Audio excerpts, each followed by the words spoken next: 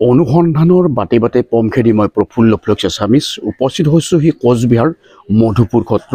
এইটো দেখুৱাইছোঁ মধুপুৰ সত্ৰৰ যিটো মুখ্য তোৰণ, আৰু এই তোৰণৰ ভিতৰ ভাগতে আছে মধুপুৰ সত্ৰ। মই এতিয়া ভিতৰ ভাগলৈ সোমাই যাম। মই দেখুৱাই দিব বিচাৰিছোঁ মধুপুৰ সত্ৰৰ ভিতৰ অংশ। এই মধুপুৰ সত্ৰৰ ভিতৰ অংশতে আছে মহাপুৰুষ শ্ৰীমন্ত শংকৰদেৱে প্ৰতিষ্ঠা কৰা যি নামঘৰ আৰু কীৰ্তনঘৰ। মই অকণমান আগুৱাই গৈ আছোঁ।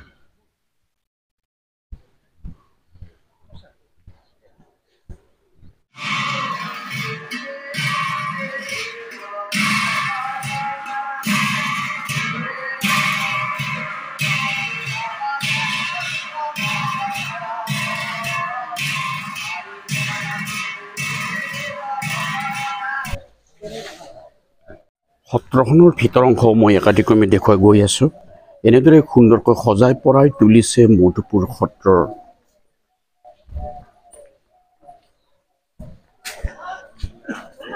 ইতিমধ্যে এই স্থানলৈ ভিন্ন স্থানৰ পৰা ভিন্ন যাত্ৰীসমূহ আহি ইয়াত উপবিষ্ট হৈছে। এই দেখুৱাইছোঁ এই সত্ৰখনৰ ভিতৰ অংশ। ইয়াত এটি গৃহ সুন্দৰকৈ সজাই পৰাই থোৱা আছে। ইয়াত লিখা আছে অসম চৰকাৰ সাংস্কৃতিক কেন্দ্ৰ মধুপুৰ সত্ৰ।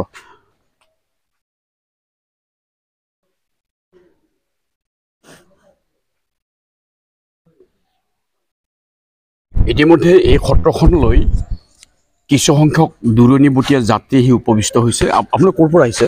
মই এই পাঠশালাৰ পৰা আহিছোঁ। পাঠশালাৰ পৰা। আপোনাৰ নামটো ক'ব পাৰে? মোৰ নাম শ্ৰী ফটিক চন্দ্ৰ তালুকদাৰ। দূৰ দূৰণিৰ ভকতসকলে আহি বিশ্ৰাম লোৱা এইটো চৰা ঘৰ বুলি কোৱা হয়, তাৰে ভিতৰৰ এটি অংশ। সত্ৰখনৰ আন এটি দিশলৈ মই আগুৱাই গৈ আছোঁ। ইতিমধ্যে দূৰ দূৰণিত কিছুসংখ্যক গাড়ী ৰাখি থোৱা আছে। এই ৰাতিপুৱা ভাগতে এনেদৰে উপস্থিত হৈছে সেই মধুপুৰ সত্ৰত যাত্ৰীসকল।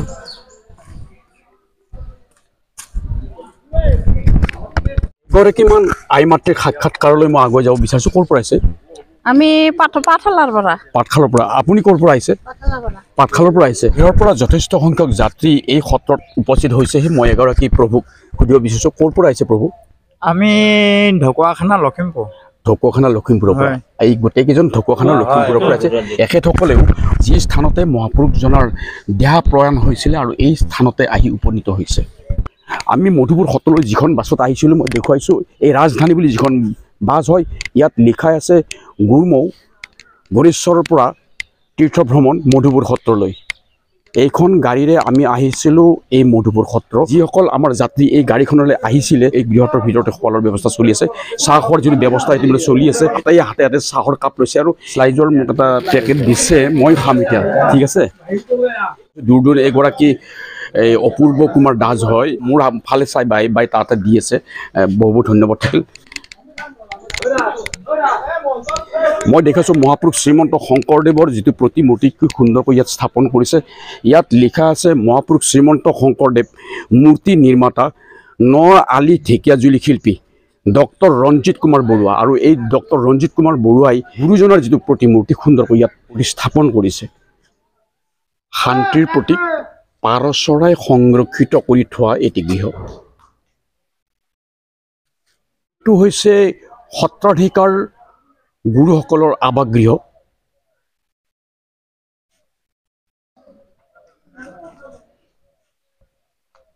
সত্ৰখনৰ পশ্চিম দিশতে আছে সজাই পৰাই থোৱা এটি নাট।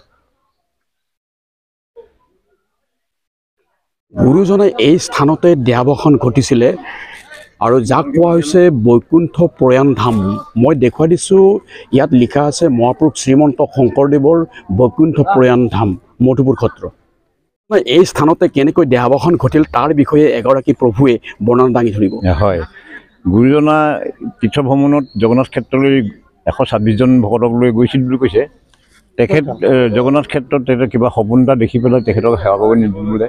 আৰু তেখেত ঘূৰি আহি ইয়াতে বহি পেলাই ইয়াতে বহি এজোপা গছৰ তলত জিৰণি লৈ বহি থকা অৱস্থাতে ওপৰৰ পৰা মধু পৰিলে বোলে। মৌ ৰস টোপকৈ পৰাৰ পাছত গোবিন্দ আঁতৰি হতুৱাই পঠাই ওপৰৰ পৰা মৌ বাহ পাৰি আনি তলত মৌ ৰস চেপি সকলোৱে ভকতে মৌ পান কৰাৰ কাৰণেই সত্ৰখনৰ নাম হ'ল বুলি কৈছে মধুপুৰ। এইখনে হৈছে বৈকুণ্ঠ প্ৰয়াণ ধাম। গুৰুজনাই এই স্থানতে দেহা অৱসান ঘটিছিলে। মই ভিতৰ ভাগৰ এই দৃশ্যলৈ আগুৱাই গৈছোঁ।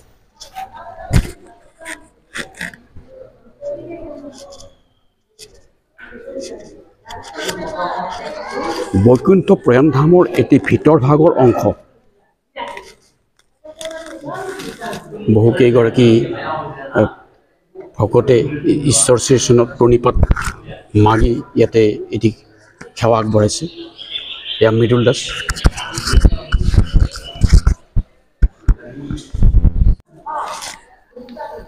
আৰু এই ধামতে মই ঈশ্বৰৰ নামত এটি প্ৰণিপাত শিক্ষা মাগিছোঁ।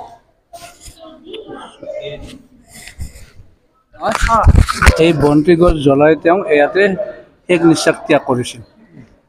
সেইকাৰণে গুৰুজনাৰ মহাপ্ৰয়াণ থান মধুপুৰ। এই বন্তি অক্ষয় বন্তি হয়। অক্ষয় বন্তি এই গছি হৈছে অক্ষয় বন্তি। ভিতৰ ভাগত এটি পৰিদৃশ্য দেখুৱাইছোঁ। এইটো অক্ষয় বন্তি হয় আৰু গুৰুজনাই এই বন্তি গছি জ্বলাই ইয়াতে দেহা অৱসান ঘটাইছিল। Thank U. মধুপুৰ সত্ৰ কেনেকৈ নামাকৰণ তাৰে ওপৰত এগৰাকী প্ৰভুৱে বৰ্ণনা দাঙি ধৰিব।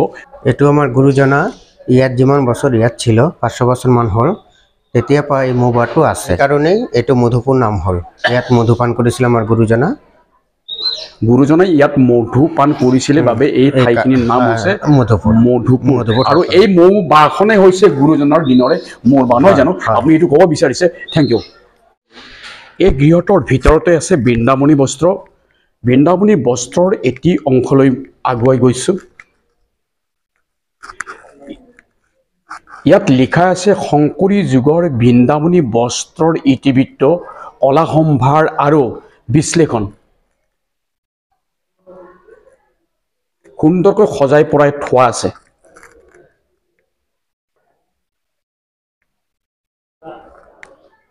বৃন্দাবনী বস্ত্ৰৰ সমীপতে আছে গুৰুজনাৰ আন এখনি থাপনা।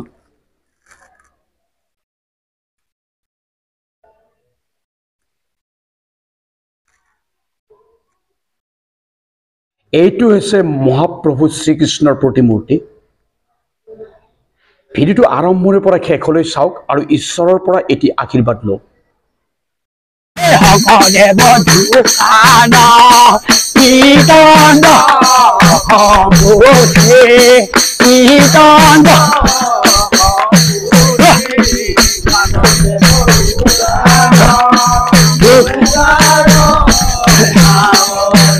ৰাম সাৰে পড়ু ঘাট তাহাৰো নিদৰা তাহাৰো নিদৰা হৰে নামে মুন ধাৰায়া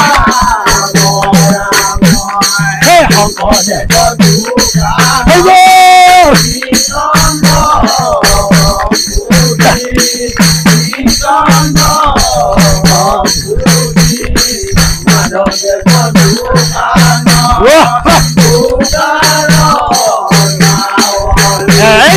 মই আহি বিশ্ব মহাবীৰ জিলাৰ যিটো ৰাজ ভৱন হয়, ৰাজ কাৰেং হয়, আৰু এই ৰাজ ভৱন অৰ্থাৎ ৰাজ কাৰেঙত আহি উপস্থিত হৈছোঁ।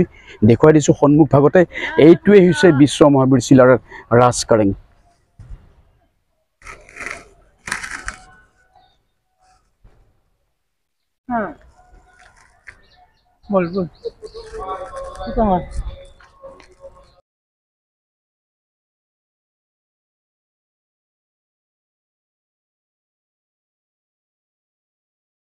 ৰাজভৱনৰ ভিতৰৰ এটি দৃশ্য।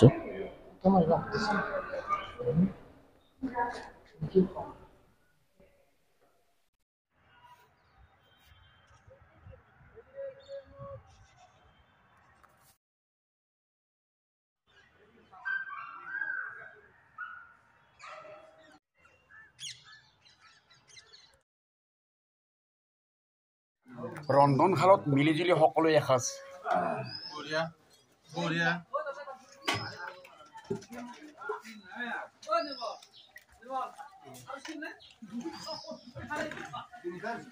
মধুপুৰ সত্ৰত উপস্থিত হোৱা তীৰ্থযাত্ৰীসকল।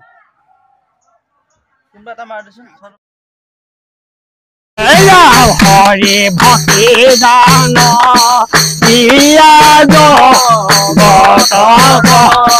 দিয়া জগতক কাৰিলা সংসাৰ হিন্দু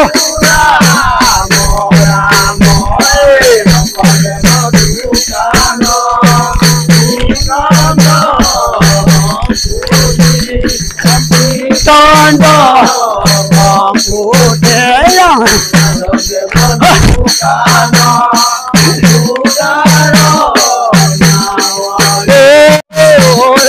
ৰাম নাৰায়ণ ৰাম হৰি হৰি ৰাম। ভিডিঅ'টো চাই যদি ভাল লাগিছে এবাৰ লাইক শ্বেয়াৰ আৰু ছাবস্ক্ৰাইব কৰিবলৈ নাপাহৰিব Prafulla vlogs Assamese. Thank U.